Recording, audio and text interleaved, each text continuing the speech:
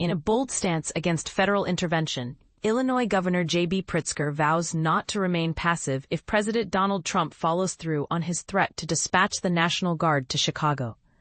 "Unlike Donald Trump, we keep our promises," Pritzker declared on X, emphasizing that the state will not tolerate any attempts to intimidate its citizens. "Action will be met with a response," he added, setting the stage for a potential confrontation.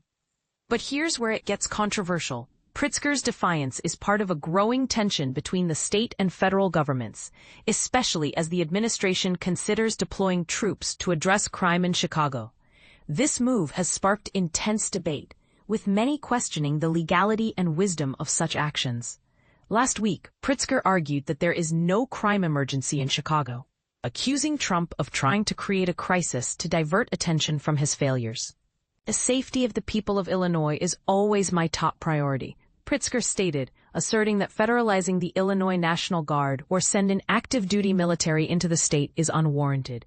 He further described the potential federal deployment as unconstitutional and un-American, warning that it could lead to a dangerous power grab.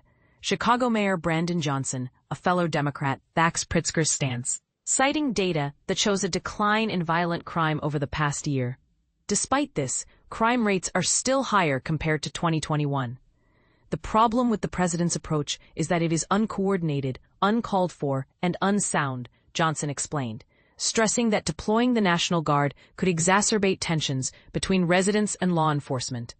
"When we fight back against tyranny, the people united will always prevail," he declared, reinforcing the city's resolve. Other Illinois leaders have also voiced their opposition to the proposed federal intervention. However, Trump remains undeterred, labeling both Pritzker and Johnson as incompetent. In a social media post, Trump highlighted a recent deadly weekend in Chicago, urging the governor and mayor to seek his help. "Make Chicago great again," he proclaimed, framing the issue as a matter of leadership and public safety. And this is the part most people miss. Trump's push for increased federal law enforcement presence in Washington, D.C. serves as a precedent for his plans in Chicago. Hundreds of federal agents and National Guard troops have already been deployed to the nation's capital to combat crime, raising questions about the broader implications of such interventions. What do you think? Is Trump's approach to addressing crime in Chicago justified, or does it represent an overreach of federal power? Share your thoughts in the comments below.